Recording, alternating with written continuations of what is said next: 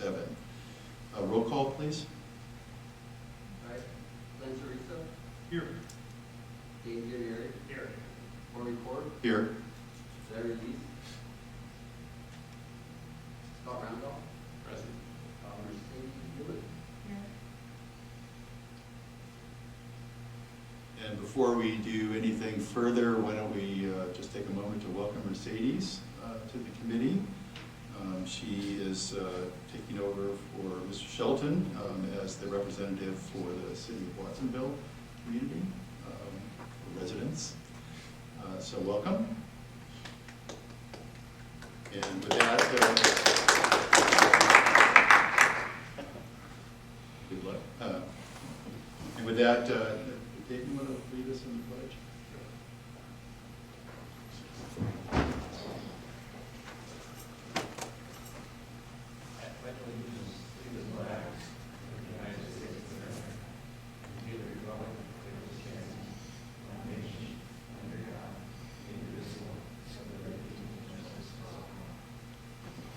Thank you very much.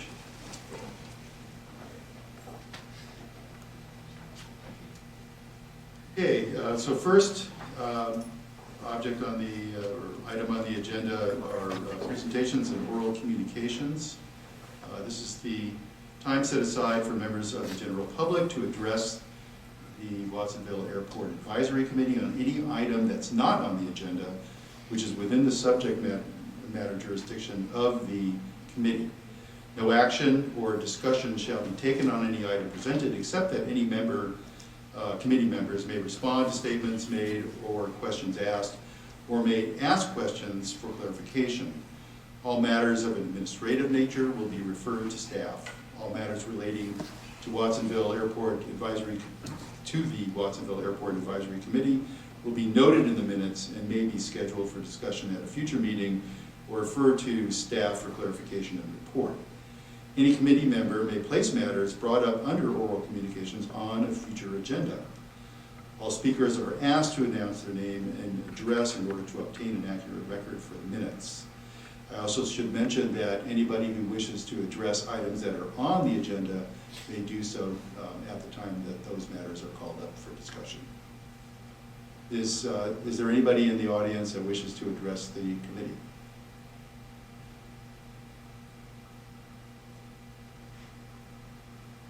I see none. So with that, let's move on to the consent agenda. All items appearing on the consent agenda are recommended actions which are considered to be routine and will be acted upon as one consensus motion. Any items removed will be considered immediately after the consensus motion, and the chair will allow public input prior to the approval of the consent agenda. We have one item on the consent agenda, and that is the approval of the minutes of the July 27th, 2022 meeting. Any questions or discussion regarding those minutes? Seeing none, do I have a motion? I move to approve the consent agenda. Is there a second? Okay, we have a second from Scott. All in favor? Aye. Opposed? The motion carries unanimously. There are no items removed from the consent agenda, so now we move on to item number 6, which are presentations and reports, beginning with item 6A, Community Development Department, which has a presentation to make regarding 1726 Freedom Boulevard. This is an application by Starbucks within Safety Zone 4. Is there a representative of the Community Development Department? Yes, I will be giving the presentation this evening. Good Please evening. Good evening, members of the Watsonville Airport Advisory Committee. My name is Sarah Waac. I'm an associate planner with the Community Development Department, and tonight I will be giving you an informational presentation on a drive-through Starbucks proposal located at 1726 Freedom Boulevard. So the reason this is coming before you this evening is it's a redevelopment project of an existing drive-through facility site that is located within Airport Safety Zone 4, which is the outer approach departure zone.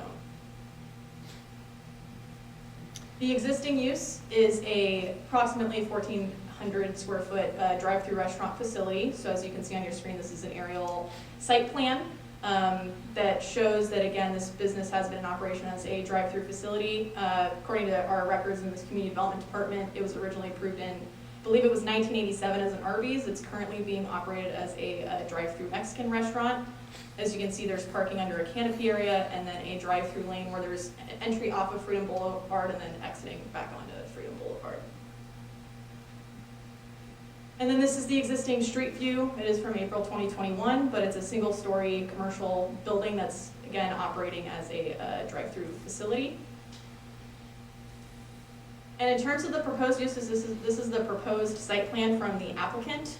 So they will be demolishing that 1,400 square foot building and canopy structure and redeveloping the site with a smaller 897 square foot drive-through only Starbucks with a 300 square foot outdoor patio area. As you can see, there's some site improvements, including closing off of that second driveway approach, changing the circulation of the site to allow for entry and exiting from one driveway approach, landscaping surrounding the along the exterior property line and to the interior of the site, striping for new parking spaces, and a trash enclosure. This is the floor plan from the applicant, so it is showing that, again, based on the size of the new building, there will be approximately 5 occupants in the footprint of the building that would be prepping food for drive-through service and pickup or patio service for the Starbucks facility. And in terms of the elevations, these are the proposed elevations. It's still going to be a single-story commercial building with a flat roof and some horizontal siding and some gray painted stucco, similar in design to other Starbucks drive-through facilities. The overall height, as it's a little bit small, that's why I called it out under the elevation, will be about 19 feet in height. The applicant will be filing a Form 7460 for a formal determination from the FAA to confirm that the proposed construction would not be a hazard to navigable airspace. So it was a pretty brief overview. Overall, again, there's an existing drive-through at this location. The applicant's proposing demolishing that existing drive-through and building a smaller drive-through only location and doing some site improvements. The height of the building, again, isn't changing significantly from what's existing, and the applicant will be filing for that Form 7460 with the FAA. And so that concludes my presentation. I'm happy to answer questions you have, and I also put my contact information on the screen in case you have additional questions that I don't answer in this meeting or you would like to follow up with me directly. Does anybody have any questions of the speaker? Two questions. Have you reviewed the State Aeronautics Handbook and concluded that it is compatible with all of the requirements and recommendations therein? Yes, so as part of this applicant went through a pre-application process where they were notified that the development was in safety zone 4 and given the criteria that the project needed to fall within in order to be reviewed and approved by both the city and be consistent with the State Aeronautics Act. And based on our preliminary review of the project, it is consistent with the uses and the limitations allowed in safety zone 4. Second question is, are you aware of litigation that says that the city can't issue permits without having a general plan in place that incorporates that guidance? I'm going to defer to Community Development Director Miriam to answer Thank that you. question. We are very aware of the lawsuit on our 2030 draft general plan. However, the city has a different take on whether we have a general plan. We do operate under our 2005 general plan. Which was found to be non-compliant and not suitable. We are not here tonight to litigate our general plan. However, this project is not requesting any modification to the general plan. It is a simple use permit for the existing zoning district. Thank you. Any other questions? I have one question. Are there any specific items that are required of the developer in order to comply with your understanding of the requirements of the State Aeronautics Act. And I'm talking in terms of lighting. We've already talked about height, but lighting is my primary concern. Mhm. So as part of the entitlement application or project, they do submit a lighting plan for city staff for review and concurrence that shows the height of fixtures proposed, as well as the amount of illumination that would be coming from those fixtures. And so that is still, we are still in the review process of that, but they have submitted a lighting plan for review and approval based on the both our city's requirements as well as the State Aeronautics Act. So that is something that we do review at the planning stage as well as the building stage of the project.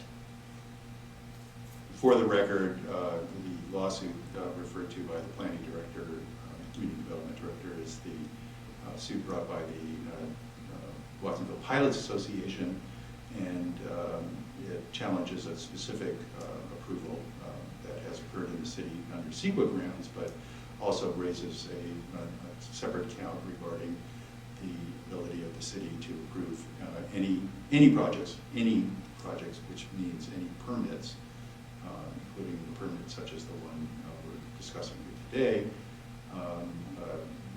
given the fact that the general plan has not been modified compliant with the WPA's understanding of the decisions of the Superior Court in actions taken earlier,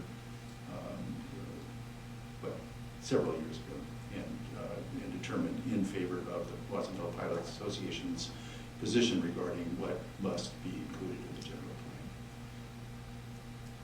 Any other questions? Thanks. Thank you very much. We'll move on to the next item unless there are any other comments. Did anybody in the public want to address this item before we move on? Doesn't look like it. So let's move on to item 6B, the airport layout plan update. Estes? Okay. Raymond Williams, Municipal Airport Director. I want to thank Susie and Sarah for joining us. And just as a side comment, any applications that come through the Community Development Department are forwarded to the airport for review relative to this committee. And any application that's within zones 1 through 5, we reach out to them and ask them to make a presentation. So cities, that's how basically the process works. It goes back to years in the past when there was a question between the Pilots Association and the city as to, how do we know what's going on? And the airport stepped up and said we would be the broker for that. So we have a relationship between Susie and I to make sure that we continue that. So I'm your gatekeeper, so to speak, for 1 through 5. And speaking of 1 through 5, Scott and Marjorie and Joe Shelton were, I want to thank them for the time that they put in serving on what is called the Pilot Review Committee. It was a subcommittee out of the Waac that reviewed the airport layout plan update going back to the fall of 2020 when we received the $500,000 grant. The airport layout, the airport master plan is about 90% complete. But in the master plan, it also includes an update to the airport layout plan. The FAA only requires, and I've said this before, so please forgive me if I'm repeating it, but from Mercedes' perspective in the information. The FAA, from an airport's perspective, really only requires us to have 2 documents that must be reviewed and approved. That's an aviation forecast and a layout plan. Master plans, rules and regulations, minimum commercial standards, leasing policies, municipal code updates, they're all best practices that the FAA would like to see to run an airport in accordance with its ability to be safe, service-oriented, and self-sustaining. But the FAA doesn't require it. But they do require a forecast and a layout plan. Layout plans would be reviewed every 5 years. When I arrived here in 2011, the last one was 2008. We reviewed it in 2013. It was approved in 2014. Our next one was due in 2020. I decided to delay 2020 because 2020 was exactly 20 years after the last master plan had been updated. So I wanted to take the master plan and the airport layout plan and do them together. So we're now 95% complete with the master plan update, and we're very close to completing the airport layout plan update. So for the general committee, we're about to submit it to the FAA. But before we submit it to the FAA for review, after we've had comments, we've had town hall sessions, Scott and Marjorie and Joe have looked at it, we vetted it back and forth. I want one more opportunity to share it with the pilot community so that there's no, we didn't know that was there. So the idea is to come to you tonight and say, here's what it looks like, here are the highlights, and we'd like to hold a town hall session sometime before the holidays so we can submit the document to the FAA, because it's going to take another 3 to 4 months for them to review it, because it has to go through their various business units. Airspace, planning, environmental, TERPs, the entire FAA review, and it takes about 6 months. So it won't go before the council with the airport master plan update until next spring. So that's what I wanted to kind of show you tonight. So this is very brief, 3 slides. Next slide. This is the new airport layout plan. It is an eye chart. What we're going to do is we're going to try to blow this up to maybe 8 by 10 feet. So it'll be a huge diagram, and the idea is to be able so that people can walk up and see it. Well, no, I mean in an open forum. In an open forum where they can walk up and see it and point to things, and it'll have a legend, and that's how we're thinking about doing the town hall. So what you're seeing now is the world as is, what we call at the office the is map. So this is how it is. Nothing on here should be surprising. What we're going to show you next is the proposed future after the last couple of months of looking at it, and I'm just going to call out about 6 or 7 highlights that we're going to be looking at, and we want to make sure that we're bringing people up to speed. Next slide. So the future layout plan, and once again, this document, you're seeing a snippet, an enhanced snippet of a larger document, so there's safety zone pieces outside of this that aren't included. But the highlight, the first one that will come to mind is a relocation of the 2.7 threshold. So what this does is, the technical term is a relocation of the threshold. The pilot community and users and tenants will refer to it as a shortening of runway 927. So when you hear us say threshold relocation, that's synonymous with the 600 or 700 feet, let's see where it is here, reduction of the runway, which makes it the same length or very close to South County, Reed Hillview, bigger than Palo Alto, about the size of Marina. So those are the types of airports that we're looking at. Additionally, you'll see that the ends of the taxiways of both Charlie and Alpha are extended so that they have a 90-degree turn as opposed to the angle turn. This is an FAA design criteria change that's happened over time. You'll see an extension on the runway 9 in taxiway Charlie West. You'll see the taxiway for Charlie East moves into the area of Foxtrot and Golf hangars. And it's not the Bravo area, it's a new taxiway that leads into the 2.7 area. And with the chevrons there, you'll see that that's the displaced threshold. There's no way to access that chevron marked area for aviation usage, taxiing or takeoff. You'll also note 2 other areas to the west of the airport. We have a private individual that has expressed a desire to develop private hangars on the west side. It's only been a desire, but the desire was vetted enough that in order to make it happen, it's got to be on the layout plan. We can't say to this individual, yeah, that's something we'd like to do, and then 2 years later say, hey, let's do it, and it not be on the layout plan. Which brings up a very important point relative to layout plans. They are plans. Plans mean that they're plans, and in the event that we want to do something, it needs to be on the plan. One of the areas on there you'll see is down by United Flight Services, where you'll see the red compass rows are 2 items that are in the plan. One is a relocation of the compass rows from the red spot to the yellow spot, and the other is the taxi lane from the compass rows to United Flight. Once again, it's in the plan. Not saying it's going to happen, it could happen, and if it happens, in order for it to happen, in order to get funding, and in order to make sure that the FAA is already has insight to it, we need to have it on the layout plan. And then finally, the major item that I would call out, or the second to the next major item I would call out, is you'll notice down on the south side of the field, over by Specialized and the Whiskey Row and CalStar, that grassy area is now a tie-down area. And the reason it's a tie-down area is because we lose a substantial amount of tie-downs up near the new yellow compass rows because of the runway visibility zone issue. So we have to find a place to put those airplanes. The runway visibility zone issue comes in two pieces. We don't do anything to 27, and we lose 30 hangars and about 3 in-rooms, which represent about 15% of our revenue. We keep the hangars and the in-rooms.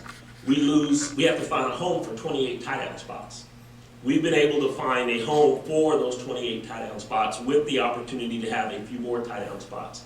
It depends on how we configure the areas over on the EAA, where the EAA is, and the new hangars that we're anticipating down there, which are 48 and 49. And then the final one is the land swap. This is a like for like in terms of size, swap of land. We are currently in discussions. The FAA has given us the green light to move from an informal, hey, it's a good idea, to a formal process in which we determine cost, who's paying for it, what's going to be done. The hurdles of the safety determination, the hurdles of environmental, the hurdles of safety zones, we have already eclipsed those. And so now we have to get to a point where we can convince the FAA that the fundamental result of the land swap is no degradation to the airport. And that's the process that we're going into now. So what we want to do is we want to ask your advice on relative to our idea of saying, hey, we'd like to hold a town hall, we'd like to bring the consultants in that puts this together, we'd like to make some big diagrams of this, find a location, whether it's the EAA hangar or here or wherever, get as many users together, put this up and say, okay, what questions do you have? So that we could answer any questions relative to what we're about to propose. We didn't cover everything on this, but that just gives you an idea at a high level. Any questions? Questions? I have a question. What happened to the discussion about lengthening the 0220 runway? It's still a discussion. There's another, the airport layout plan consists of 20-some pages. The diagrams you see are existing, future, and ultimate. The ultimate has the extension of 0227, but let's vet that out a little bit. If I go back in history and look at the extension of 220, right? Okay, quite cool. If I go back in history and look at that, the original 680-foot extension and a Class Delta tower on the other side were based on calculated operations in the 90 to 100,000 operations. Going back into the early 2000s, right, even after 9/11. The FAA has a process called traffic management system, in which they're able to determine the ebbs and flows. When I came in, the ALP update that I mentioned to Mercedes earlier was due. And I went to the FAA to say, hey, I'd like to update it because I want to make the case for this runway extension. They noted to me that they thought our critical aircraft for 220 was a bearing, to which I told them that couldn't be because we have jets that are even based here, and we had to make a case that it was a Citation 500. We're able to do that based on flight award data that we had to purchase. They wouldn't give us their access to their data. When we updated the layout plan in 2014, it was updated. At that point in time, we decided that we were going to be masters of our own fate and start counting our own aircraft. So we put cameras on the end of the runway for 2 years. Then we put in ADS-B, and then we improved our ADS-B system. And over the last 7 years, what we determined is we're nowhere near 100,000. We're in the 50 to 60,000. When we went to the FAA and told them that, they said, well, now you need to go in and you need to tell us the types of aircraft design groups that make that if you want to get the runway extension. So it's kind of like, go get me a rock, and you come back and here's the rock, and it's the wrong rock. Isn't that kind of a catch-22? If you add an extension to the runway, you're going to get larger aircraft. So that's, if you shorten the air, you're yes, only going to get smaller aircraft. It's almost like that. My point to them was, it's a catch-22 in that now you're telling me it's not the number of aircraft, you're saying it's the type of aircraft.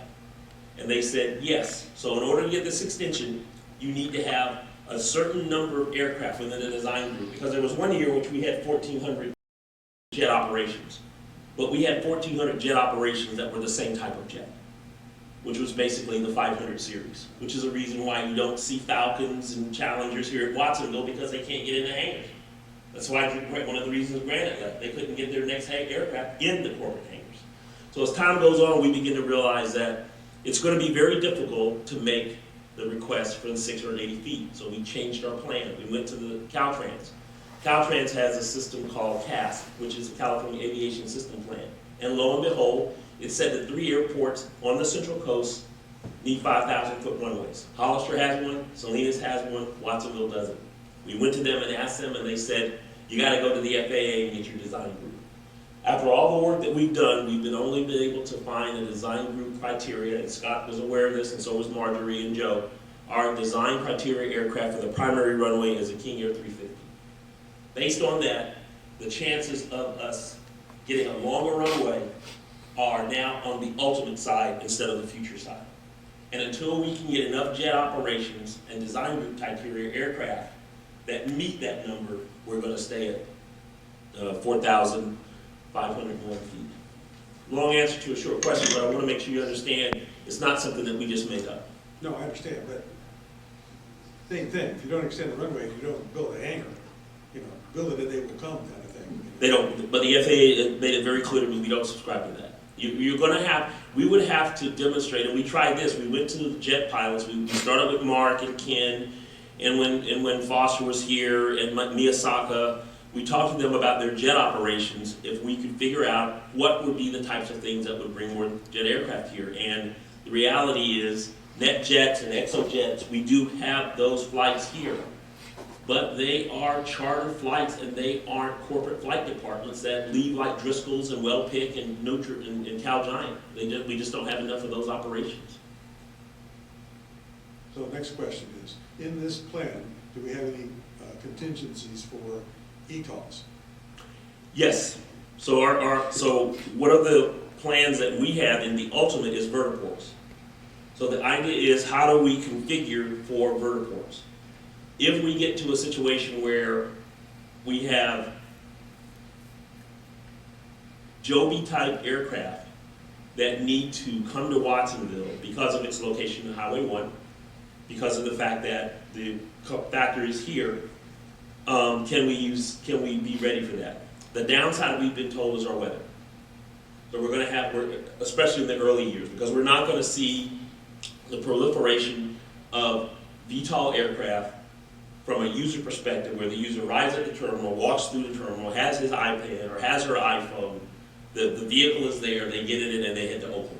It's going to be at least another 5 to 7 years. So we have the master plan, not the layout plan, but the master plan is in the short term, near term, and long term. And the VTOL piece is in the near term. So we're talking 2027. Any other questions? Oh, what's the dark blue there, number 1, I think it is? That's the law enforcement firing range. Oh. And then the hangars, 48 and 49, what size hangars are those going to be? 48 and 49 down by the fuel island. These are going to be T hangars that are in the 1,000 to 1,100 square foot. If anyone has been to San Carlos and seen Gretchen, Manager Kelly's new hangar configuration, we're pretty much going to go that route. The current hangar wait list is 89 people. 17 of them have deferred. That leaves us roughly 72. Our estimate is, out of the 72, approximately half of those, or 35, are aspirational.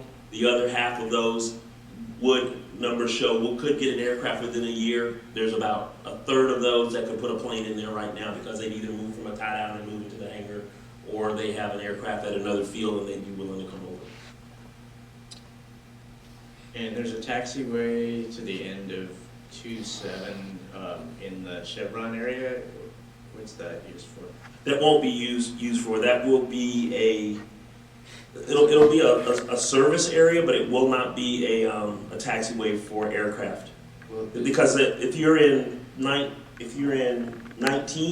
let's say you're Ken, you should be able to taxi from there head east, get on the taxiway, and head down to 27 to depart. I see.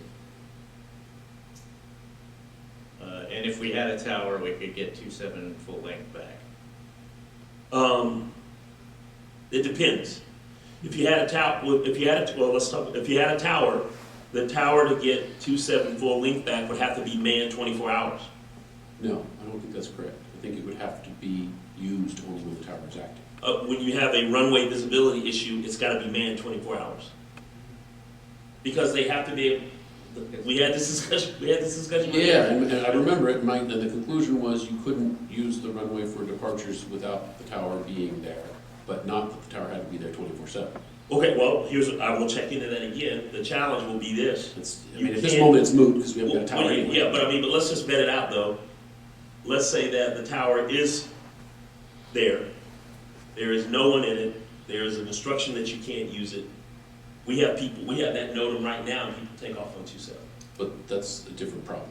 Well, no, it's Right. only, no, it's not a different problem. But it's not, because No. if people operate illegally, you can't make a law to stop that. No, right? no, That's a no. different problem. But the point is, if they do that and there is an accident, right, the option would be you could have had that tower manned 24 hours, and you chose not to. But that's already the case in every airport that has a tower. Not, San Carlos, Palo Alto, but not all of those airports have runway visibility zone issues like we do. Okay. I'm not at all convinced by this argument. Okay, all right, but I'd like to make, I don't want to come across as trying to brush it off, so let's put a pin in it and come back to it. Sure, yeah, it seems unlikely we'll get a tower anytime soon, so, it's not really germane at the moment, but. Okay, any other questions? Would it be possible to put tie downs such that you would overfly them to land on 27 down in that Chevron area or down at maybe east? No, the design criteria wouldn't allow that. No, yeah. Because it's a safety zone. It's a critical safety zone for, because the aircraft are flying low over there and you might land short, and they don't want to create a problem. There's a few changes on here that I hadn't seen before. Did I miss a meeting, or have there been recent changes that weren't viewed by the? This is the first time we've seen this. Yeah, well, I was part of the Yeah. review of the plan, and I haven't seen them, so I had a chance to comment on them, so I'm surprised. I think the two that were new are the private hangar development. Mhm. That's certainly one. We talked about the hangars to the north. We talked about the threshold relocation. Yeah, the two that stand out to me, I obviously haven't looked at all the eye chart elements, but the two that stand out are the private hangars, which raised some questions for me, Okay. and the Compass Roads taxiway reconfiguration around United Flight. We hadn't talked about those either. So I'm not totally prepared to talk about them because I haven't had a chance to look at them, but the first thing that comes to mind looking at the private hangar configuration is that's 4 large hangars in a space that, if I'm just sort of visually moving things, could hold quite a few T-hangars as well. So there's alternatives there that, when I asked earlier about using the space over here, the answer was, no, we can't do that, and suddenly we can. So I feel like maybe we haven't looked at all the alternatives there. Well, let's go back to why we wouldn't have T-hangars over there. We, the airport, would not place T-hangars over there for rent to our tenants because of access. So we don't have access. I mean, in your car, how are you going to get there?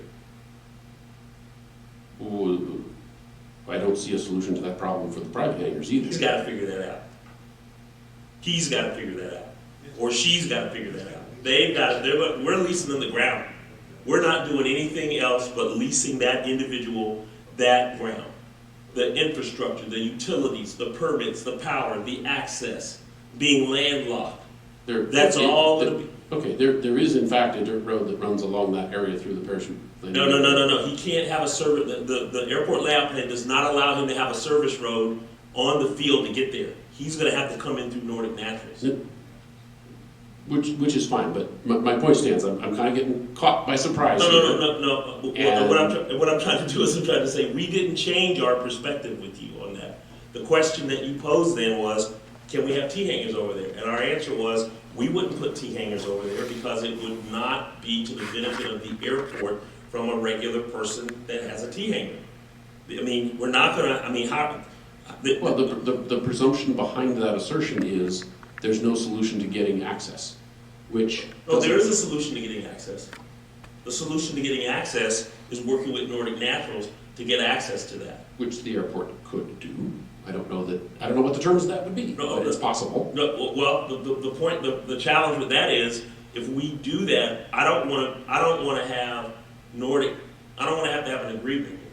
In my role as managing the airport, I don't want to have an agreement with someone that is contingent on their future plans. Yeah, we could put leases together through the fence operation and whatnot. You could put an easement together. We could, right? But the point is, from our perspective, the value longer term is for a private individual to come in, build these, now they're becoming ours, because we don't have. Okay, yeah, that makes sense to me. Okay. But that's the conversation I'd want to have laid out. Like, the strategy we're taking here is, economically, it makes sense to have private development that then reverts to the city in 100 years or whatever it is, right? That's fine. Okay. But I'd like to see that laid out. The other question that arises here is, absent the land swap, it looks to me like you could actually do more with that space, right? You turn that 90 degrees and put more hangars in there if you weren't pinned up against the corner there. Oh, now the question becomes, what are the options you want to consider? And the key option for us to consider is, we want to own every safety zone we can adjacent to the airport. Okay. And right now, we don't own a large portion of Safety Zone 5. And there's nothing to stop Nordic Naturals from building a 2-story building 500 feet from the airport. And our view is that's not a safe thing to do. We've had this argument. Yeah, understood. And Yeah, that's the case you make for the land swap. Absolutely. I get it. I agree with that. But what I'm calling out is, part of the process we went through at some length was making the investment in talking through, and with Kimley Horn, with you, with Marjorie and so forth, what are the options here? And now there's new ones in the mix. Well, I'll go back and look at our notes, but I believe that we talked about the ability, the fact that we didn't want to put T-hangers over there, and why, and that private development was an option. That's why we have, as a result of this effort, in 2020, we created the airport land use development process and published that on the website with the help of CDD. Because we found out as soon as we did that economic development study in 2019 and people started knocking on my door, I didn't have a process for a private developer to come and develop. I had nothing. And so we had to stop and come up with a process, and it came out of questions from you guys on the airport land use development committee, simply because we didn't have a plan. And then once we created it, lo and behold, look what happens. And remember, this person could say no. Or you could come and you could say, I got a better idea and I want to make a better opportunity here. It doesn't have to be. The FAA is basically saying that square footprint there, okay, you got it. But the boxes in there, they can change. The last thing I'll call out is something we did talk about a little bit, but remains dear to a number of my constituents, as it were, is the change in the FAA stance that might enable the creation of a turf landing area alongside one of the runways. That was impossible at the time we first talked about this. It's become potentially possible. It would be of interest to a number of the folks in EAA if we put some exploration into making that possible. Okay, Right. so when you say it's, I believe you're referencing, and please correct me if I'm wrong, but I believe you're referencing the FAA, the recent EAA FAA discussion that said, hey, there's a different view on turf runaways. I mean, that was. I believe it came out as an AC. Okay, so we looked at that and we An advisory circular. Yeah. It's policy. Yeah, we looked at that and we talked to other airport managers, and we talked to the FSDO, we talked to the airport's district office, and we talked to our consultants, and we showed you and Marjorie and Joe where it could be, you know, on the layout plan, right? The options I saw at that time were ones Kimley Horn had constrained to the previous guidance. I didn't see them refreshed with the new AC that came out in. I recognize the timing was poor. Right. And we maybe couldn't afford to have Kimley Horn do it again. But that timing, that guidance that came out wouldn't have changed the location. It did, because it allowed a landing area alongside a runway as opposed to having distinct safety zones, which was the original criteria. But the one that we allowed was beside a runway. The one that we had is down near the firing range. It was right near the runway. It was down, when we put it together and they put that, and they used that guidance, we insisted, no, we want a parallel, basically we're saying Yep. 2-0 right. Yep, That's what we wanted. yep. And they put it there, and when we looked at it, it still didn't work for us because you're gonna have to taxi across an active runway to get to it, right? That was a challenge. You know, going all the way around the end to get there, that would be a challenge. When it came down to it, the location that was best suited for it wasn't the safest location from an operational perspective, given the traffic that we had. Okay. Yeah, I think it sounds like you're making an operational judgment that you don't want to pursue that option, and that's within your purview, for sure. Well, that's one of the judgments. Yeah. That's one of the judgments. Like I said, I'm raising it from the point of view I appreciate of that. my members who have fat tires that don't work as well on pavement. I understand. Please. Just a clarification question for me. The localizer shack getting moved, why is that? And why is Delta being moved, or just, is there an additional taxiway? Okay, two good questions. Why is the localizer shack being moved? Earlier this year, a drunk driver coming along Buena Vista ran through the fence and hit the localizer shack. When we found out about it and reported it, fortunately for us, there was no damage to the equipment. The navigational aids weren't impacted. We didn't have to file a notice. But we reported it to the FAA, and the localizer shack is not owned by the airport. It's an FAA nav aid. It's serviced out of Monterey. We see the guys once a quarter.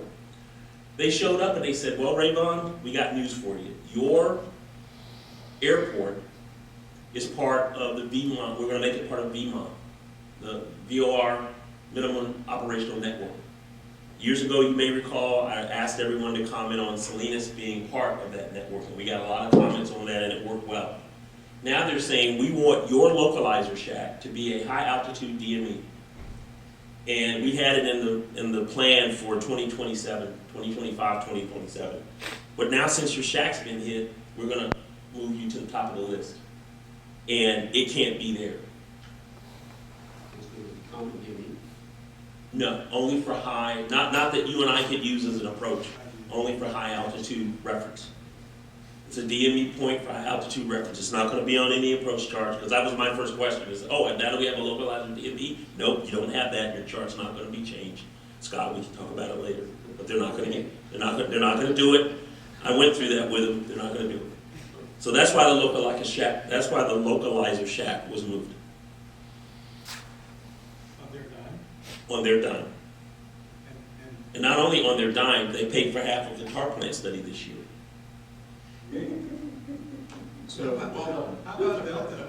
Is there a second Delta, is that Delta? The problem with Delta is, no, that's new Delta. The problem with Delta is, the FAA says you can't leave specialized ramp, get in 3-1 Echo the Baron, go right out of specialized ramp, go across Delta, and take off midfield. Right now, you can do that. They don't want that. You have to be able to exit that ramp, make a 90-degree turn, and then make another 90-degree turn to get on there. So once again, what you're seeing here with that, as with many others, is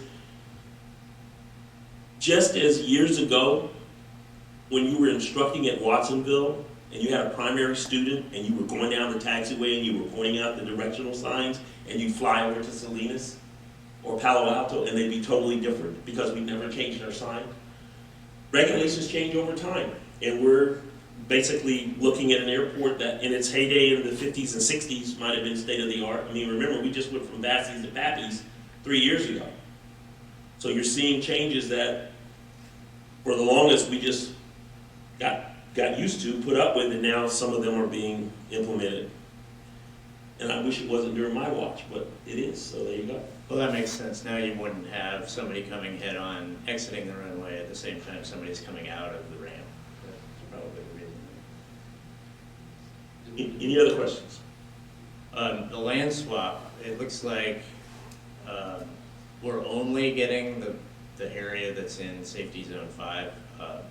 So why don't we get the rest of that area?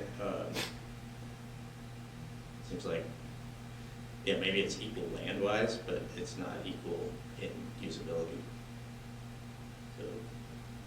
So, So the question, so valid point, usability is certainly a metric to consider, a value to consider. The other piece is control of safety zones. And so the actual acreage that we're receiving in the Zone 5 safety zone is equal to what we're giving up in Zone 6. Right, so I think we've told you before that we don't believe that that's a fair equal swap. But we don't, I think it may be equal in size, it may not be equal in value. And so we have, Exactly. and so as part of the formal request, the Nordic Naturals, it's on them to have the land appraised. It's on them to pay for all surveying. It's on them to pay for all fence moving. It's on them to pay for any, the FAA has made it clear, the airport doesn't pay a dime for any of this. Right, but a few dollars isn't the thing. This is No, decades to come. No, apart. if the land is appraised, if the land that we're trading them is appraised at 500,000 and the land that they're taking is appraised at 400,000, that delta comes to the airport. Right, but that, I mean, this land is priceless to the airport for decades, even centuries to come. And so is the fact that there's a safety zone out there that a two-story building could I be don't built really into. buy that. I don't buy that owning the safety zone is really that important. So, okay, here's the other thing, the airport land use compatibility plan. When are we gonna see that? That's a question for CDD, but I believe that that it will be a part of the general plan, and I think that's probably 2023, 2024. Right, so why wouldn't airport land use compatibility plan just say, we're not gonna allow people to build in safety zone 5? I don't think it can say that. Well, We should find out. it could, but the state guidelines that were mandated aren't that strict. They have provisions about height of buildings and slopes and things, so they cannot put a 3-story building in safety zone 5, but they are entitled to put some things there per the guidelines. The city could choose to be more strict. That seems unlikely, but they could. The thing I'm wondering about, Rayvon, is I'm looking at like 66, the box hangar there. 66 is the closest to the runway of the commercial proposed hangars. That would likely be a large 2-story structure that's about the worst case Nordic Naturals could possibly do. So I'm not so clear on the land swap, owning the safety zone, and then plunking down a 2-story building right where we were afraid they might. Yeah, if that, let's say it is a box hangar the size, let's say it's a hangar the size of the corporate hangars, or a hangar the size of M or Lima, right? Those aren't quite 2-story buildings, but let's just say that they are. The distance between the edge of 66, number one, you'll see that line, it's kind of hard, but it's BRL, it's the building restriction line, right? I mean, those same lines are used for the building restriction over at 23, they're used for the same line over at 33. Well, right, but those would govern Nordic Naturals as well.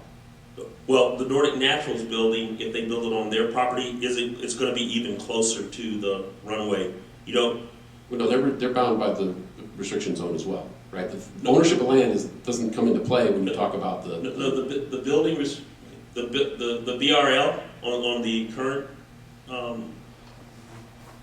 ALP is our building restriction land.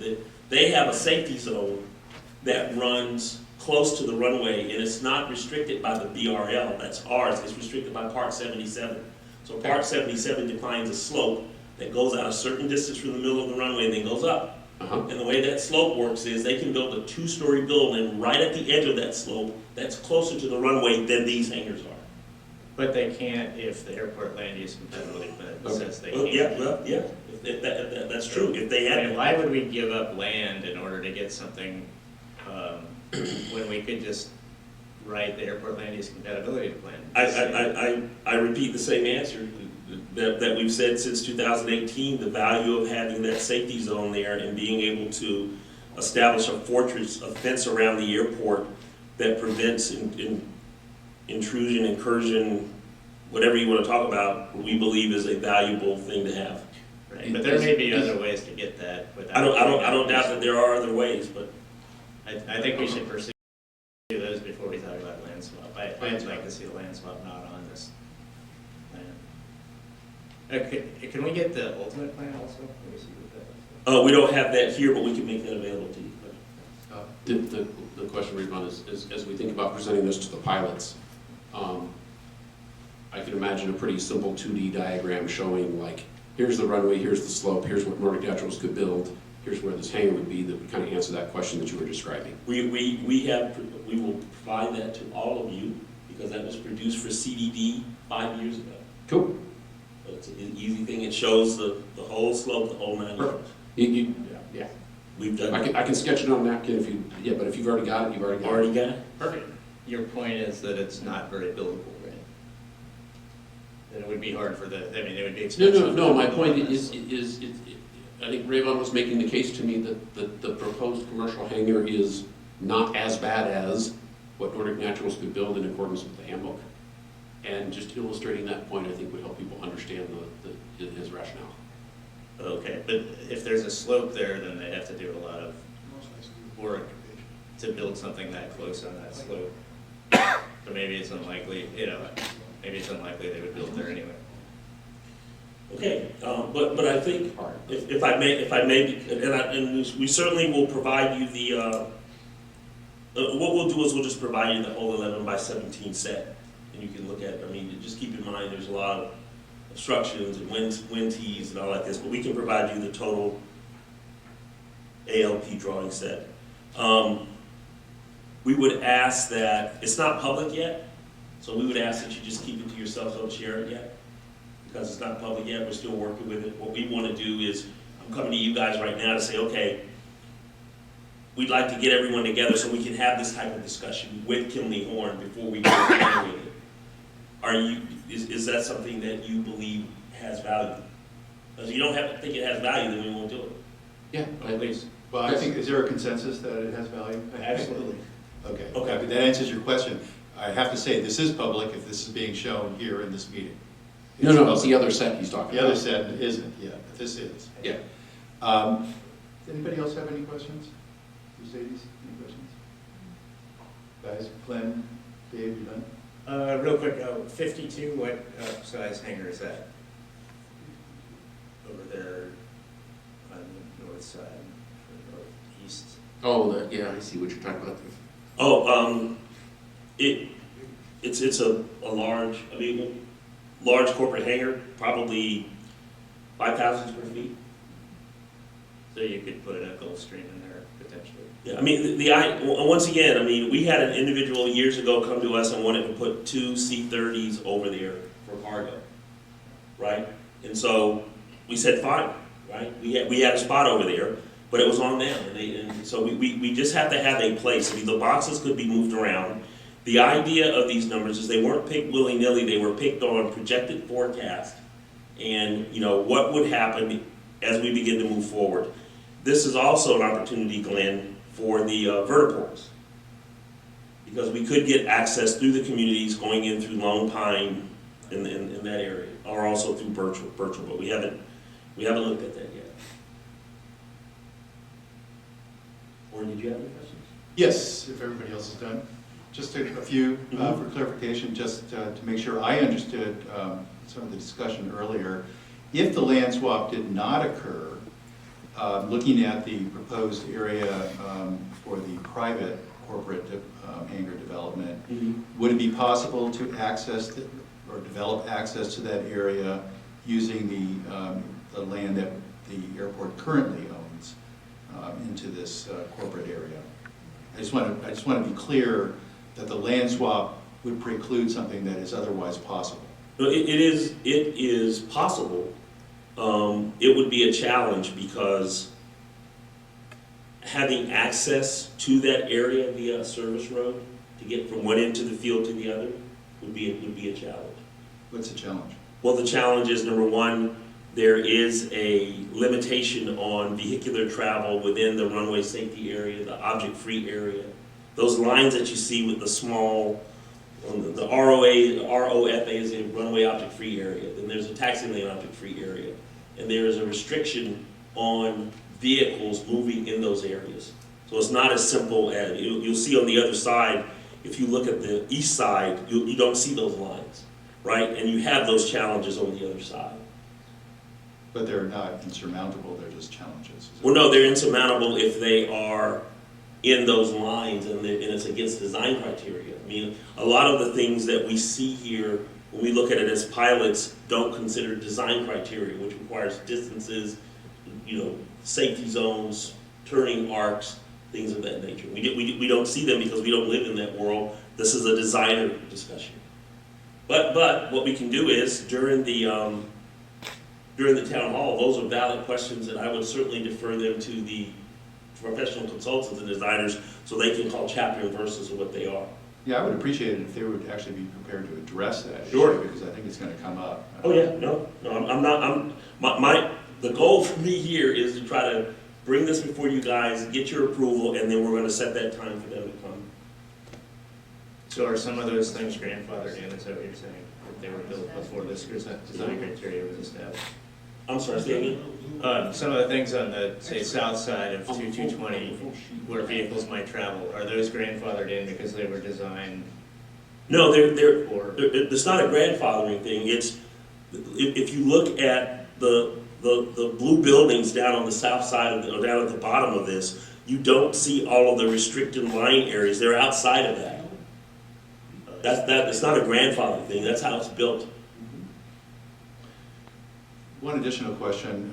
If the discussions with the private developer for the proposed corporate hangars is sufficient now, or at a stage now where it is a good idea to have those hangars on the layout plan, doesn't that suggest that the type of aircraft that would be kept in those hangars should be accommodated as well by the longer runway idea, because the plan isn't there for the runway. So in effect, what we would be doing is allowing hangars that would house or could house aircraft that could qualify us for the longer runway.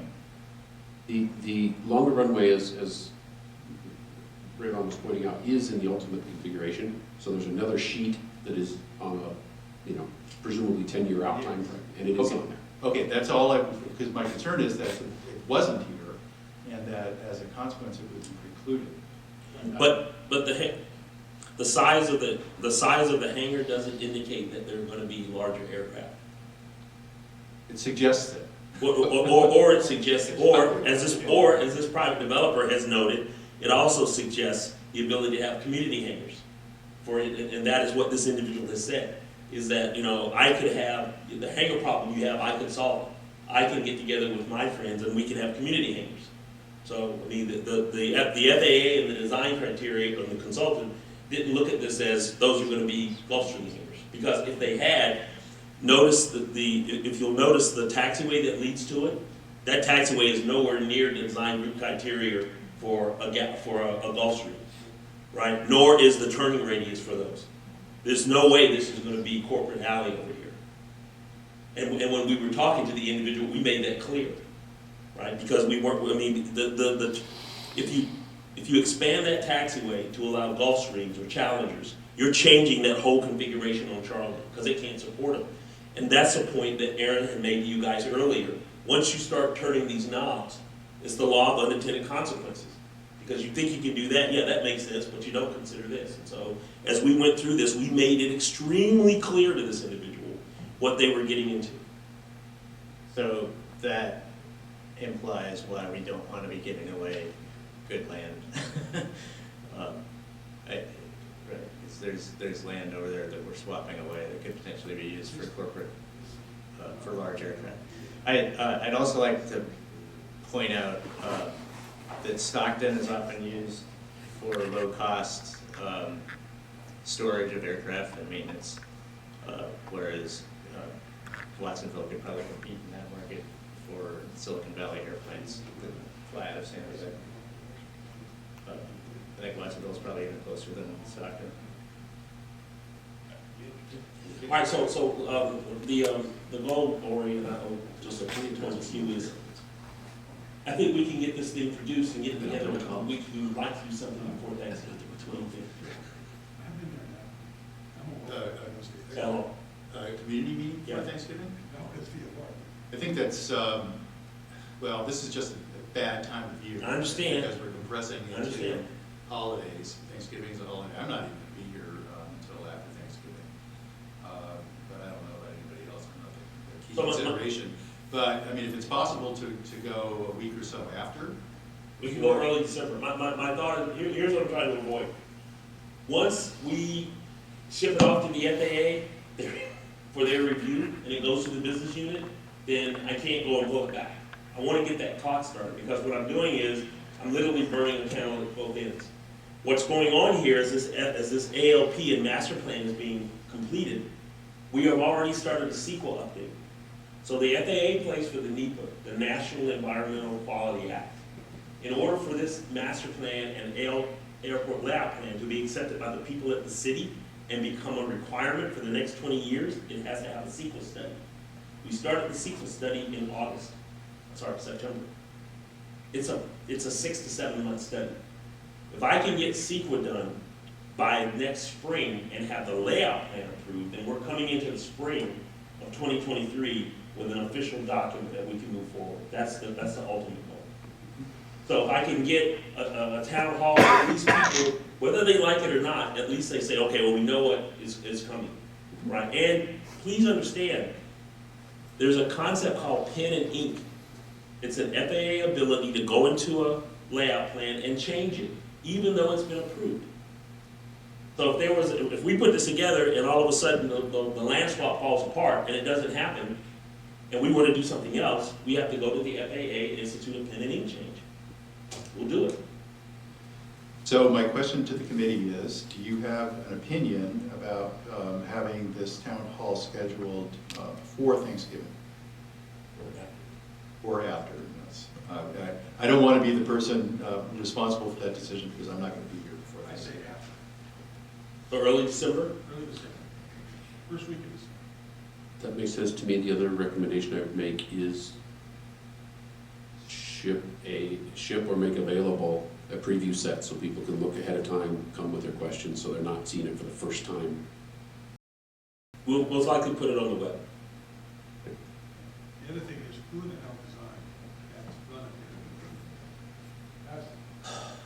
it? Once, Let's choose your- okay, once again, this is the Scott Randolph, you gotta be out of your mind question. I totally am, I do understand it, I don't agree with it. I think that I don't think it's needed, but just like the ship to Delta and just like the Chevrons, and Sam and I flew to Hollister, we flew to Tracy, we flew to other airports to see how they handle one-way visibility zone issues, and Well, that's not an RVZ issue. That one particular. no, I'm not saying Oh, our okay. RBC issue, I'm saying it's a fact that it's the regulation change. The regulation is changed for the run-up area. It's just like that in Dollar Leg 90-degree thing. I mean, they came up and said the FAA's not, your run-up area doesn't meet standards. These guys, you're gonna be seeing these guys pretty soon if they haven't already done it, paint a whole short line over in the run-up area. They've dinged us on that for years, and I've just slow walked and it's gotta be like, I gotta get it now because I don't wanna be penalized. Okay, why can't you just put it on the other side? Where it says 62 with the little dot that says 62, why can't you put it over there? It makes more sense. That's how most airports have it. On the outside rather than the inside. I will raise that as a question. Well, maybe that leaves the 62 area for other uses. Well, the 62 area is, you see the taxiway from 62, from that ramp area over there will take you Right, through just the where run-up the area. dot is rather than on the other side. Yeah, but I mean, the point is, if your plane's over there, and the access for that area is definitely gonna be through either Long Pine or Memorial or Birchall, and you're getting in your plane and you're taxiing to the runway, the idea is, what's the quickest way? And you'd be going right through the run-up area there. That's why I believe it's on the other side, but I'll I question disagree it. with you. I mean, I would put it where the 62 dot is. No, I see. Well, then you're running up with your tail straight toward a bunch of parked airplanes and they're gonna get That's blasted. probably it. Yeah. Put a glass wall out. Yeah. Okay, all right, so what I will do is in the minutes, it'll show Put a glass wall. it'll show a first or second week in December, and we will certainly make a note to publish it on the web. And like I said, we're gonna try to get some big, large format, so, and Yeah, then we'll put bring a blast out that and says, we'll hey, we're bring- gonna talk about this, we'll here's a link to it on the we'll web. bring in the consultants. Next slide. Hopefully we'll go fast. All right, we already talked about this, so this is what we're trying to do. Year in review, I apologize to the committee. In July, we should have produced this, we didn't. I was gonna produce it in August, and then the accident occurred, and since then, I just lost track of it. But this is just a highlight of 2021, 2022. We've been doing these years in review since 2011. We've got, 11 years worth of them now. And initially, I would present them to the various pilot organizations, and then after a while, it became, hey, just go ahead and send it to us, and then it was like, I never got any response, and so I just decided to make them available to you guys. So are there any questions on this? I would like to point out that this year was the first year that I went out to the staff, and I said, you guys vote for the tenant of the year. And the tenant of the year from the staff was Saeed. And the rationale, well, how do you get it? Well, I mean, what the staff does is during the course of the year, they're looking at tenants that are helpful and, are appreciative and, add value to the airport, and they have their own little way of doing it, and they're gonna be doing it from here on. So Saeed was selected. Any questions? No, let's see the question. All right, next slide. Oh, sorry, Oh, I'm sorry. I did have one question. I have a comment. I have a comment. Yeah. Comment? Two things.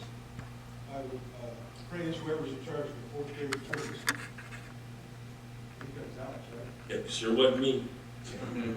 So kudos to Alex. And number two, what's your relationship with the new airport, Ella's at the airport? How's that going? I want to go on record right now, public.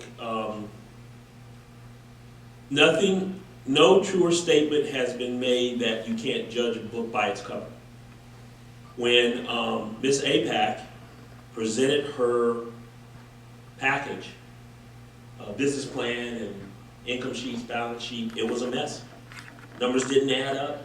We talked to her accountant. He couldn't explain things. It just didn't work. The business plan was a repeat of the 3 business plans that had been submitted by Ella's at the airport, and all of them were shambles. And I went to the city manager and I said, I don't want to take this risk. I've been through props going through bankruptcy. I don't want to do it. Ella had other plans, and she took a method that I don't subscribe to, but I serve at the pleasure of the council. And they wanted to go that way. Well, when Miss APAC came in, we saluted. We said, all right, is there anything we can do to help you? She did have some false starts. Sam and the crew, we did help her. But I will say this, she has invested more heavily than Ella has. She has brought technology to the airport. She has established a marketing plan that is very pervasive and has really done what we wanted, and that was for each restaurateur to be better than the last. So props improved on Zuniga's, Ella improved on props. And I can say without a doubt in front of the public and on recording that Ms. Cello APAC and her staff are doing a phenomenal job at the airport, and we wish them nothing but the best. Scott? Yeah, just curious what the county environmental citation was about. I'll leave that to Mr. Rosas. She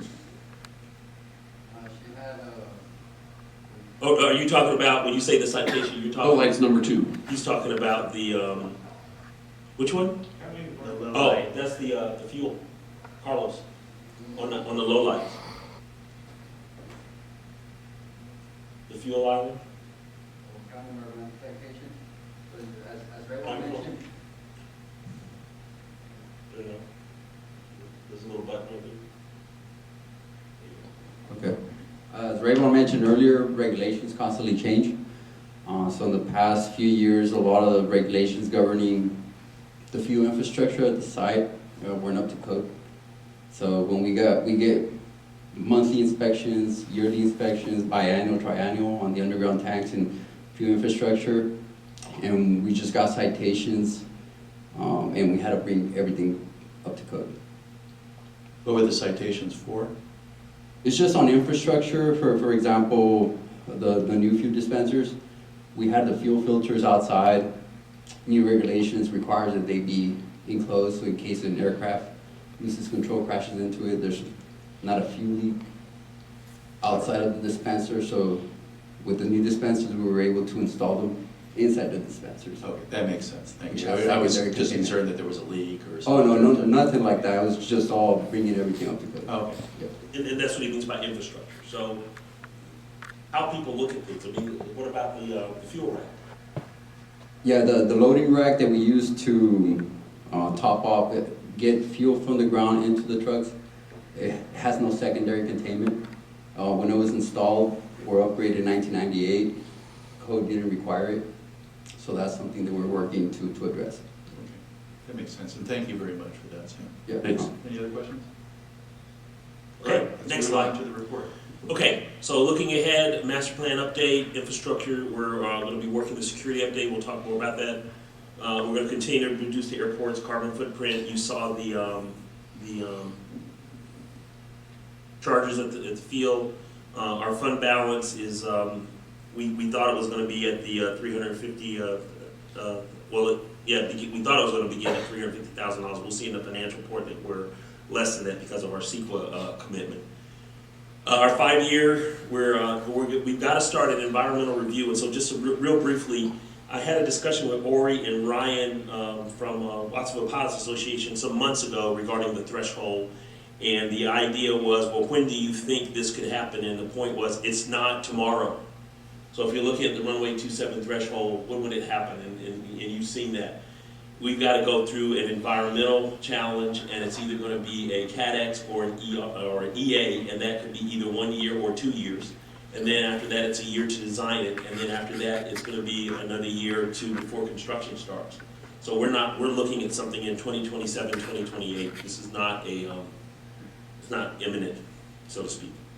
Southside tie downs, we still got to work with our drainage, although without the rain, it's kind of oxymoron sometimes. And then the permanent ramp. Next slide. All right, so this is now my presentation, and so that concludes. Can I just stop you for Yeah. 1 minute? We had a fairly lengthy discussion earlier regarding the layout plan, and I didn't invite any member of the public to address that plan. You do have an opportunity to do so, so I'm sorry for that, and if you want to address it right now, please do. Marjorie Bachman. Am I on? Is that better? Oh, hi everybody. Marjorie Bachman. I wanted to remind you all that in 2017, this is regarding the land swap. And as you all recall, that was my big issue that always concerned me. And in 2017, I presented a document from Nordic Naturals to the WPA, presented it to Rayvon and also to the Waac. I didn't know we'd be speaking about the land swap tonight, so I don't have all the details with me and in my head, but from my memory, it was some sort of a parking readjustment because Nordic Naturals wanted to increase the size of their building, I recall. But this document, do you all remember me sending you this document? And the representative from Nordic Naturals stated that they would not work on any kind of future development until the city of Watsonville incorporated the airport land use compatibility, the handbook, into the general plan. And that, Rayvon, I'm asking you, whatever happened about that? Remember, the land swap was put on hold because of this document. Do you remember that document that I brought up? I do remember the document, but I don't have any knowledge. I guess, well, and this would be to the WPA also, that this was a document signed by Nordic Naturals stating that they would not do any more development, meaning a land swap is going against the legal document that they gave to the WPA. So I just wanted to remind you all about that. If you need it, again, I can send it to everybody. So just wanted to bring that up, that's something that was never really cleared up with the WAC. It just kind of dropped. So thank you. Thank you, Marjorie. That in effect is a contract between the WPA and Nordic Naturals. Didn't involve the city directly, so the city doesn't have any enforcement authority over that agreement, but the WPA, I guess, technically does. All right, anybody else want to address any of the matters that we've discussed thus far? Great. Okay. Let's go on. Right, hopefully, so we're gonna talk about 4 things: financial update, 50 Aviation Way, the safety stand down, the 75-year anniversary, and the pending gate card project. Next slide. This is the, years ago, now I can say years ago, we made a commitment to report quarterly on the airport's financial standing and report it to the advisory committee. They'll, of course, get a copy of this. Basically, what we're doing is this is the first quarter, which runs from July 1st, 2022 to September 30th, 2022. And what we do is we show our budget that was approved. We're in the second year of a 2-year budget cycle, so as we go into next year, we'll be cranking up a new budget cycle. The categories are pretty self-explanatory relative to aviation storage units, which are hangars and tie downs, fuel sales, the aviation leaseholds, which are the maintenance and SASOs on the field. We call them SASOs because we're classified as the FBOs, Specialized Aviation Support Organizations. Commercial leaseholds are the other properties we have, and then there's other revenue. You can see that we're pretty much tracking. You would expect that the revenue remaining would be in the 75% area, but in some cases we don't receive all of them in a timely fashion. Some of the leaseholds, you can see that's high, that should be the 75, but we have some leaseholds that are on their way out. Sage Instruments has left for one. They were a large leasehold and we're looking to replace that. In the expense category, clearly we have our personnel expenses. We sell fuel, we have to buy fuel. Fuel costs have certainly been a challenge going back to March of this year. Operational expenses, things do break and we have to fix them. Our administrative expenses. Our special event is really focused on the 4th grade field trips in the airport open house, but we're ending the quarter with shy of my goal, which was to be above that 350,000. But I think as we move through the year, we'll be getting our fund balance back. Are there any questions from the council? Yeah. The fiscal year date? Well, we're What is looking it at it in terms of like, how much of the year is left when we look at, you know, There's 3 so months. far There's versus- 3 quarters left. The fiscal year This is first one. yeah, this is first quarter.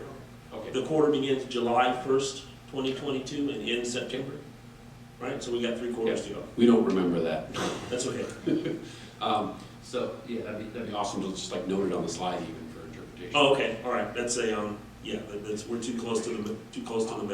Yeah, 2 questions. One, where does the litigation cost? I noticed on the previous slide it called out a $700,000 number. Which Yeah, that would be down in the administrative expenses, right? But I mean, we're not. I mean that was last year. I mean, that we're not paying that litigation cost now. Okay. Right, I mean, we have a budget, in the administration, there's various line item budgets, and you can see that if you go to the city website, you can see the budget. Okay? Yeah, I guess the other question I'll ask, again, from the point of view of constituents' interest, we email traffic going around about, hey, fuel at Marina's $6, it's $8 in Watsonville. What can you tell me to share with my constituents about why it's that different and what they can expect to see? Okay, here's one example. On August 30th, we purchased a load of avgas, 8,500 gallons. And we purchased avgas every 6 weeks roughly. 6 weeks later, that avgas price was 35% higher. We raised the price only 20%. So we have, when we buy the fuel, we put our margin on top, and that's what we sell it for, just like everyone else. When that fuel price increases by 35%, we still have to fix stuff. We still have to pay people. We still have to. So our that's what happened. We have seen prices dropping because we monitor prices weekly. We have pricing data that goes back 11 years. The net to the answer is we have to. We price the fuel based on what we bought it for and it's in the ground. And as you see the prices go down, because people order fuel at different times. I mean, if you look at Salinas, they're World Fuels, we're World Fuels. We're the two airports that have the $8 fuel. Now, I don't know where Marina's smaller, I don't know what deal they're getting from Adwell, but we're not in the gouging business. What we are doing is we're monitoring the fuel price, and prices are dropping, and if we see prices continue to drop, just as you saw that precipitous rise, you'll see a drop of a similar nature. Does that, I mean, you get where? Yeah, I'm looking at San Carlos where it's cheaper off the truck than it is off our island. Yeah, but once again, it depends on who their wholesaler is, right? I mean, it's a commodity just like anything else, and the price is virtually inelastic. It comes from, it comes like from one place, right? But there are different refiners, and we don't know what their deal is, right? We have a deal that's a 5-year contract to buy so much fuel. They give us a price. Every week we get a price. We know what it would be if we bought it today. But if we got a full tank, we can't buy it. Right. It could be free. We wouldn't have any place to put it. So what we have to do is we try to monitor the prices as time goes on. And for a long time, that's how we were able to do these second weekend sales. Because we got real good at surfing the rates. We understood what was going on. We got good at knowing when to order, when to pass. And there were a number of times where we were able to go below our margin, but we could make it up in the next time. We haven't been able to do that since March. When's the next load come through that would reset the pricing? When should people expect to see it? When do you think we'll get the next load out? Yes. 10 days? Yeah. Yeah. But one of the things that we're looking at is this, and so this is behind the curtain. So if prices continue to drop, and we know that we're not going to order until we get a point where we can get a full load because we don't buy half loads, what we can do is we can say, okay, we're going to bet on the price drop. We're going to bet on that happening, because that's what we did back in the day. We would bet on prices going down. And if we were right, we would pass the savings on to the customer. If in 10 days from now the price continues to drop, we would preemptively lower the price, get that lower fuel in. It wouldn't be as low as it would be if we had that original fuel in all at that price, but it would cushion that. That's what we would do. So we try to be smart with it because we fly too. Thank you. Next slide. All right. This is the RFP for 50 Aviation Way. So on September 1st, I believe, we put out a request for proposal because the leasehold at 50 Aviation Way is ending. On October 31st, we're going to look at the respondents, and they're going to be scored in this way, and we're going to initiate negotiations for a new aviation support facility in that building. So this is just really an update. We'll keep you posted. We have received some responses. Can you say how many? I cannot say how many.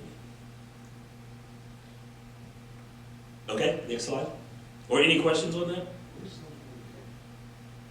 I guess what I'm wondering is, the ranking system here implies that there's a price already fixed and that then there's a competition based on rating. Is it not simply just a bidding war? Like, Well, okay. There is so the building itself is a leasehold. So even if Keith was going to renegotiate, there's going to be a price.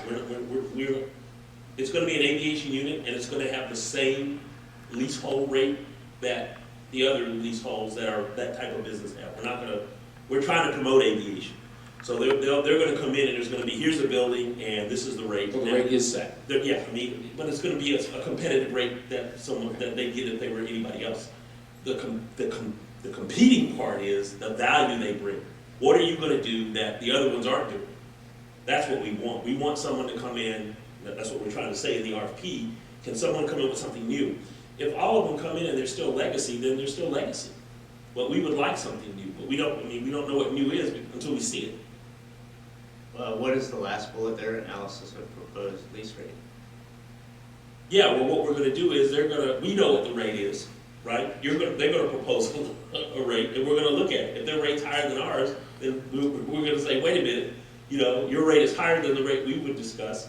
there might be a way that we could take those funds and do something else, tenant improvements or whatnot, so. Okay? Once again, our objective in this is to get more value add on the field. That's what we're trying to do, and we believe that that location is a very good location. It is, I guess, the tingling on the back of my neck as an advisor to the airport manager is, it reads pretty subjective.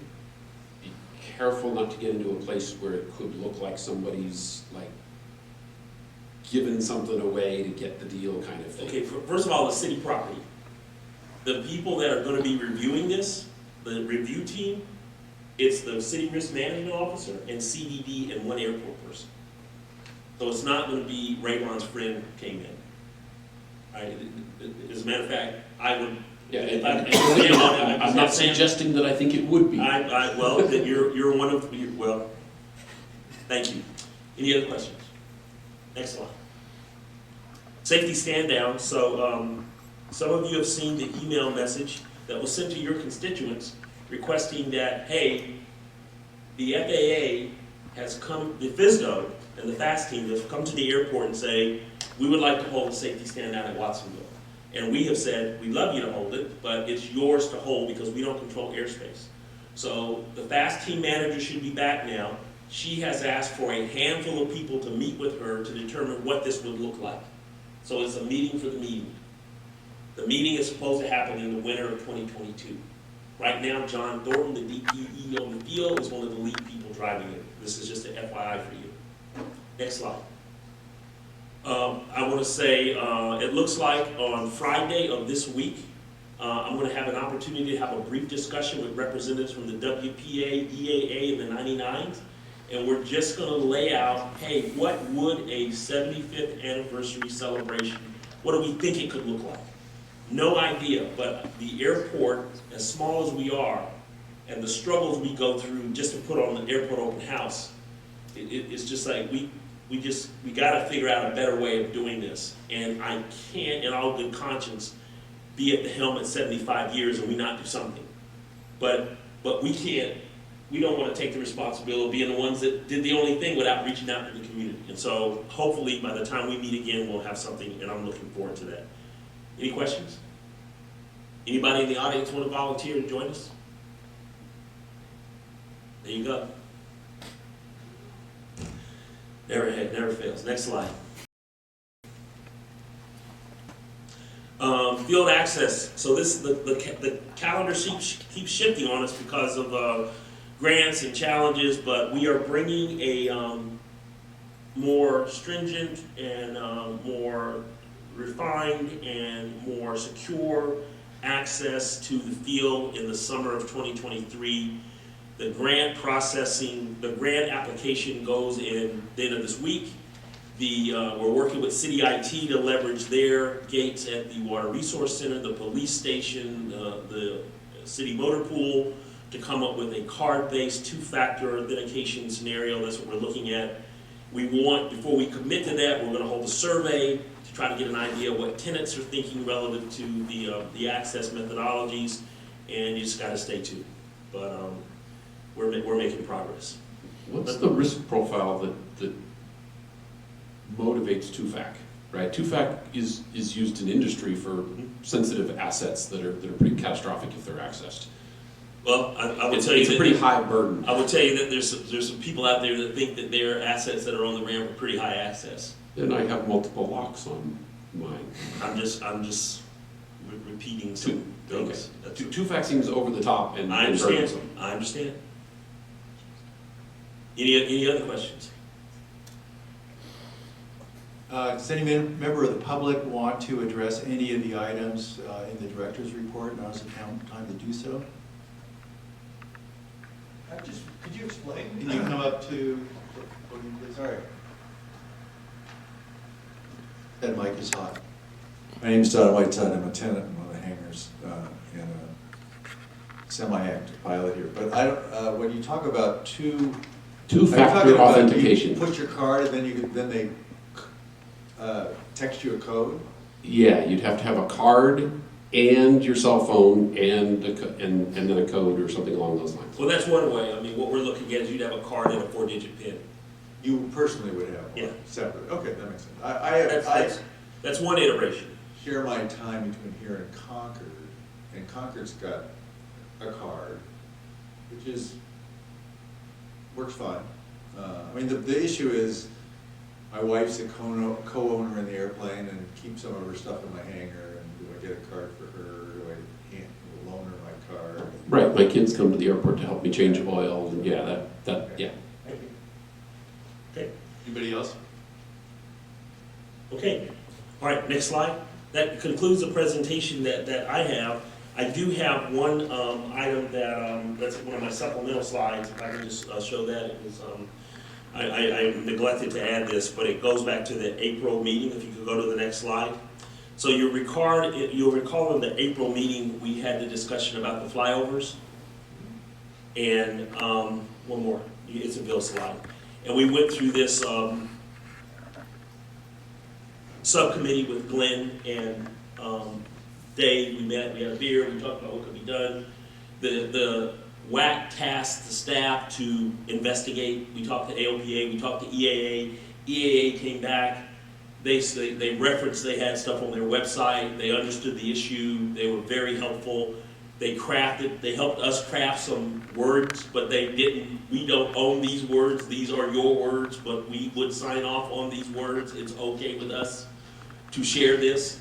We came back and presented them to the WAC. There were some questions about the verbiage, and the Councilman Hurst sent me an email and said, hey, could you tell me whatever happened with that? Because we were under the impression that we were going to get an email from them basically saying, hey, you can tell the pilot community this, and this would be a reasonable statement relative to what you're saying, because they're getting pushback from the community. What are you guys doing about it? You're not doing anything about it. These airplanes flying over, and the city's view goes, well, what do you want us to do about it? I mean, they're airplanes, they can fly. And so the Mayor Parker and Mayor Hurst said there's clearly got to be some communication we can get relative to peace and quiet and being safe and et cetera. So after talking to the EAA and getting some guidance from them, coming to you guys, crafting it, having you massage it, Mr. Falcon came up and noted that he thought, if I recall correctly, that saying something like this might put the city in legal jeopardy. I think that was his point. I shared that with the city manager. The city manager's point was, no, this is the advisory council that's advising us. And we think this is good advice, and I'm more than willing to accept this statement from them and make sure it goes before the council. So I'm here to ask if you guys are okay with this coming from you to the mayor and the council relative to the March flyover and all the angst. And this is going to be something that I'm going to try to get them to say when people call and complain. I think in the minutes, there's a rephrasing of this. I just note that the bold phrase here in quotes, I don't think is actually a sentence, right? It doesn't. Aeronautical activities be conducted in such a way, there's a missing preamble that needs to say like, who's saying this, or like. Okay, put a pin in that. Ori did make some noted changes, and we made those changes into this in the minute. But if there's other wordsmithing we can do now, I'm more than willing to do that. I'd just like to go ahead and get this off the plate because it's a 6-month outstanding item.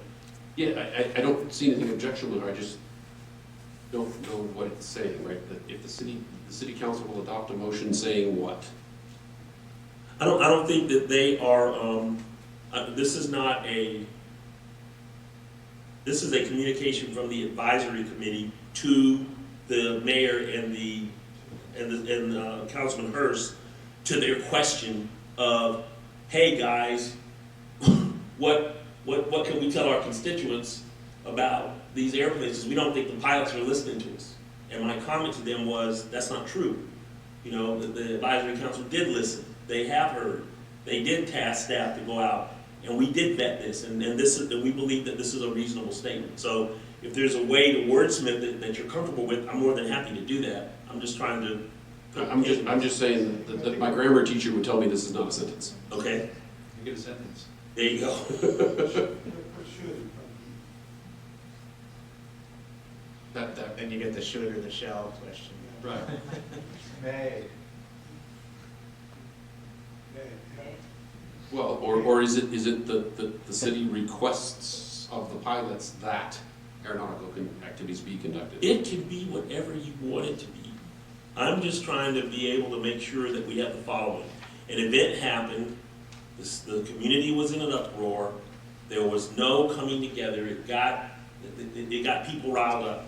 And I was trying to bring down the temperature by coming to you guys, and you had some good guidance. Go and find out what everybody else does. And so we did that. We went to AOPA, they were no help. EAA was very helpful. They pointed us to their website. They pointed out a lot of things. The FSDO got involved, and I was trying to say, no, we can handle this at Watsonville. All the council wants is for the advisory committee to advise them. The mayor and Councilman Hurst wants to advise them so they can advise the council. Okay. I think if we can keep it there, I think and so I'm just looking for some help. Well, this is from us. So Yes. This is our advice that It's a little weak. I'm not even gonna comment on that.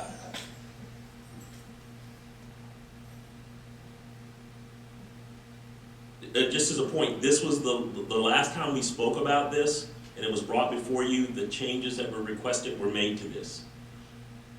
Because there were some questions about the wordsmith there. Yeah, I don't want to relitigate a bunch of conversations that happened in the previous meeting. I'm just thinking, like, to your point about should, right? Aeronautical activities are expected to be, right? That is actually a statement. Or I like your preamble, you just say recommends aeronautical activities be. Yeah, the WAC recommends that aeronautical activities be. Okay? That works too. Something. All right, so then the change would be, the Watsonville Airport Advisory Committee recommends aeronautical activities be conducted, continue, is that okay? Yes. Okay, And it's the one in the minutes, not this one. okay, then that Oh, I see, concludes. there's already a difference in the, yeah, now version, gotcha. So the ones in the minutes is not this one you're saying? Correct. Okay, then that was an error on our part, so we'll go back to the ones in the minutes. Is there a way to project that? I don't have it in front of me. It's in the agenda. Ensure not only. It just takes out not only and puts in and yeah. instead of not So only. I think, but- yeah. I think all we have to do is add the preamble. Okay. preamble. All right, Yep. that's- My apologies. Thank you. Okay, that concludes my presentation, and I think that concludes. That concludes, yeah, no. Let's see, hold on. Is there any unfinished business? I think that's the question, and I don't believe that there is, unless, No, we don't have any. We just, once again, welcome Mercedes. We are still reaching out to the 99s to see if we can get a member. And the agenda will be, the meeting schedule for 2023 will be posted in the meetings going forward. The next one will be the last Wednesday in January. let me just ask, because I know that there has been some discussion around the airport amongst pilots, for whatever update you can provide regarding the matter that was raised at the last two WAC meetings concerning the discussions with the FAA regarding the court decision in the lawsuit between the city and United Flight Services and their corporate parent regarding the ultimate conclusion that there is an easement that provides access to the ramp area. I know there was an FAA representative here, and there was correspondence between the airport and the FAA, and if you could provide any update on that matter, that would be helpful. Yeah, we provided the original letter to the membership, and we provided their response to that letter. The author of that letter, who is the director of, the manager of the San Francisco ADO, came to visit the city manager because he had questions about her letter. They had a discussion the day of the accident. As a matter of fact, we were in his office when it occurred. And we're waiting for her to respond to his questions. Is United Flight Services content with having the airport layout plan show a taxiway to their facility? I mean, is that a taxiway? Yeah. Taxi lane. Taxiway. Yeah. I don't know. We haven't had that discussion with them. And then I noticed. Well, that's not true. We have had that discussion. We've had that discussion with them previously, and they agreed to it, and then they decided they didn't want it. So they're aware that we have made that offer before. And you'll recall their attorney was here at the last meeting of Waac, so he heard all about it. Yeah.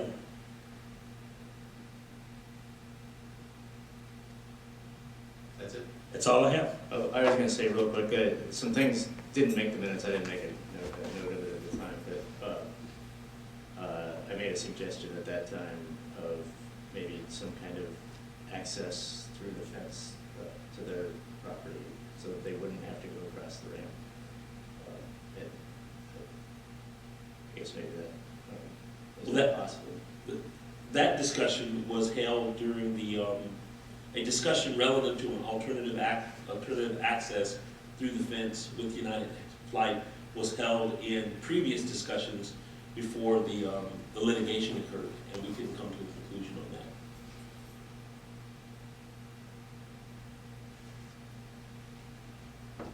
That's it. Anybody in the audience wish to address any of the items? Hi, Marjorie Bachman again.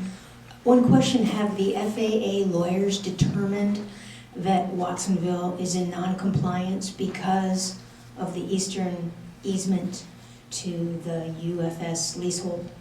I don't have an answer for that at this time. So they have not come back that we are non-compliant? I don't have an answer for that. That's all I'd say. Okay, so you're not saying yes, you're not saying no? I'm saying I don't have an answer for that question. All right, thank you.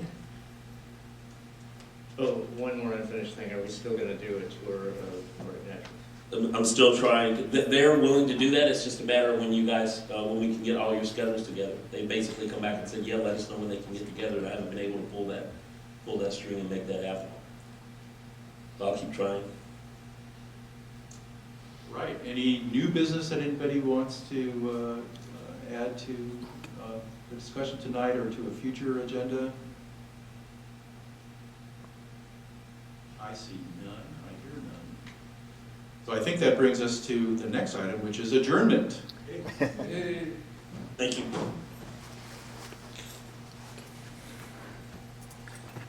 Oh, going forward, we will be recording this on the city system, so that there'll be no need to record it in the back. Beginning in January, we'll be recording it on the city system. Awesome.